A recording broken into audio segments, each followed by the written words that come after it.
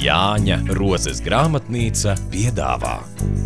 Apkārt Julmava izdevis Lidijas Lasmanes Doroņinas atspoguļotu dzīves stāstu Brīvības cena. Grāmata iedvesmo riskēt un tiekties izdarīt izvēli par labu sirdsapziņas brīvībai.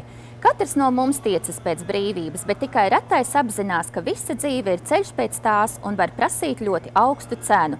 Lidija Lasmane Doroņina ir spēcīga personība, kur par spīti totalitārismu despotijai nav atmetusi savu ticību brīvības ideālam. Šīs sievietes romantiski traģisko dzīves stāstu iemūžinājusi Baiba Šāberte grāmatā Brīvības cena. Grāmata ir par sievieti, kuras apziņa un sirds nav atdalāmi jēdzieni, par sievieti, kuras savas sirdsapziņas brīvības labā ir gatava upurēt ikdienišķo brīvību. Un patiesi mums nav nekā vairāk kā mēs paši, mūsu garīgais satvers un spēks.